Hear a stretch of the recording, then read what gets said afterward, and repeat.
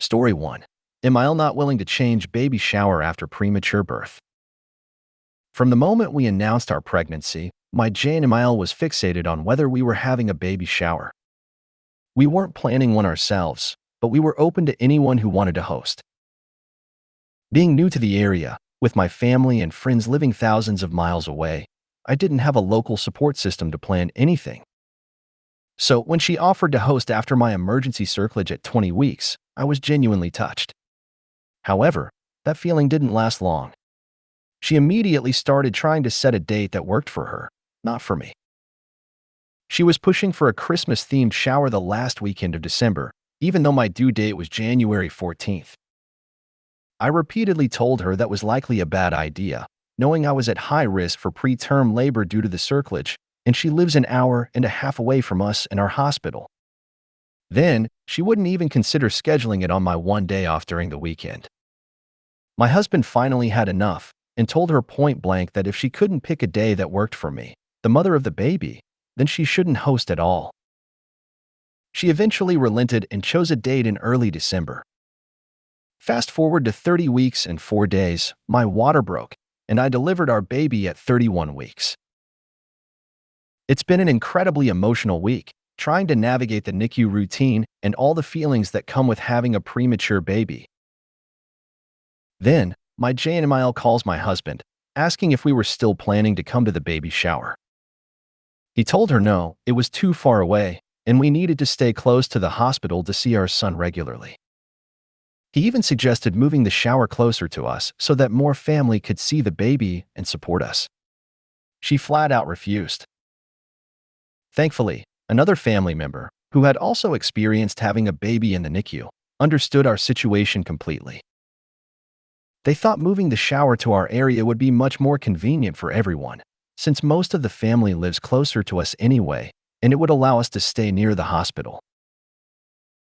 They even offered to make reservations at a restaurant nearby and adjust the shower games, knowing I wouldn't be up for anything too involved with our baby in the NICU and having missed out on so much of my pregnancy experience. It was such a thoughtful gesture. But because my JustNoMil was hosting it at her house, and there wasn't a venue fee involved, she is now refusing to cancel or even modify the shower, even though she knows we won't be there. It just feels so incredibly hurtful that she wouldn't support her own son and come to us during this difficult time. It's honestly bizarre to think about his family celebrating without us when they could have easily come here to support us and meet their grandson. Thankfully, the kind family member who offered to move the shower and another relative are planning to come to us for lunch instead.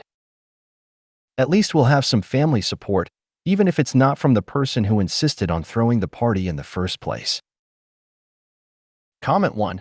I would restrict access to baby once home AK she has to wait longer. Comment 2. Sounds like ML is throwing a grandma shower and not a baby shower. Definitely make a preemptive post on social media so everyone invited knows the correct date/time/location of the baby shower and that they know that you will not be attending the shower that ML throws. Comment 3. ML won't move it because you not being there is preferable. Now she gets to play doting center of attention grandmother who is so kind and supportive and is holding this for you what with everything you're going through and all.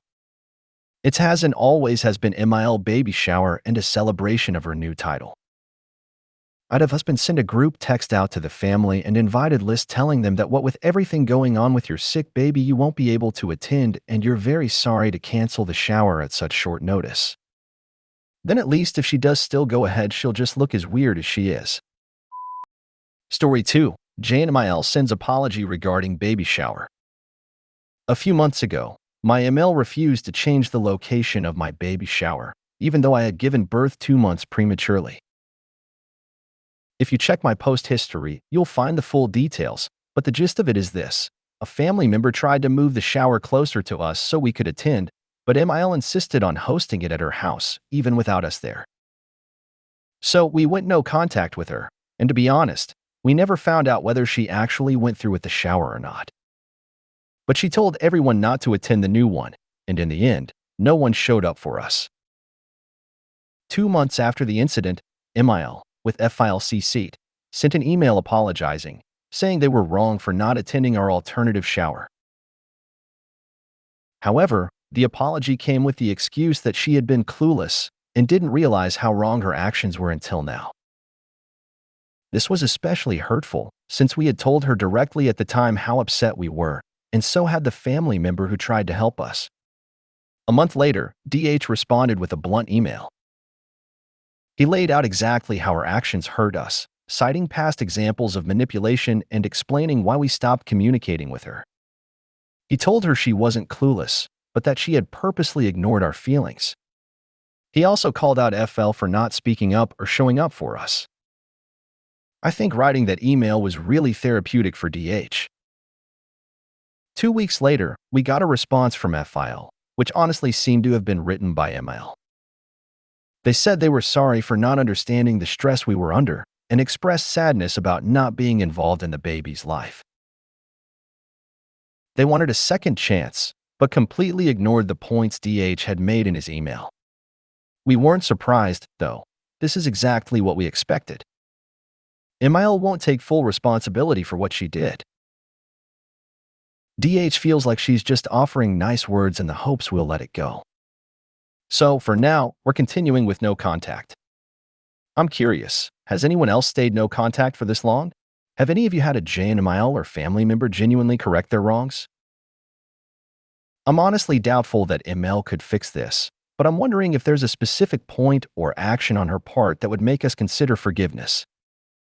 Of course, I'm following DH's lead since it's his decision, but I'd love to hear how others have handled apologies like this and whether it ever really worked out. And if MIL continues trying to apologize, how should we handle it? Comment 1. She's not sorry about what she did, just about the consequences for it. Comment 2. There are some things that are just unforgivable. And in my opinion, not moving your DL's baby shower closer to her house so she can attend after giving birth 2 months prematurely is unforgivable. Then she doubled down and told DH's other family members to not attend the baby shower that you would be at. No one is that clueless. She is mean and manipulative and doesn't care about you or how she wronged you. If you do resume contact, I would be very careful around her and I would limit the amount of time you and baby spend with them.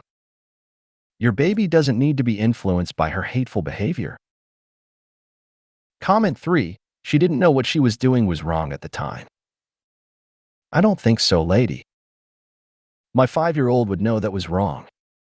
You were spot on. She just wants access to baby. She's not sorry at all. Probably embarrassed having to explain to everyone why she doesn't see you. I've done this dance, unfortunately it never ends well. Story 3. Baby in the front seat. Please tell me I'm not overreacting, because I'm ready to stand my ground on this. My ML62F has been watching my 13-month-old 3 days a week since February. My husband and I both work from 8 to 4:30, so she takes care of our 6-year-old by getting her on and off the bus. Today, during a conversation about our day, she casually mentioned doing something scandalous. Turns out, she didn't want to walk the baby to the bus stop in the rain. It's just 2 houses down, so she decided to drive him. Without a car seat. In the front seat. Now, I was completely stunned. I asked why she didn't just use the car seat that was literally sitting in the kitchen. She gave me this shocked look and said, "Oh my God, I'm such an idiot.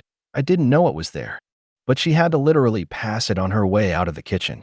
In my mind, there is no possible scenario where I would ever think it's okay to put a baby in the front seat without a car seat, especially when there are so many safer options to avoid this situation.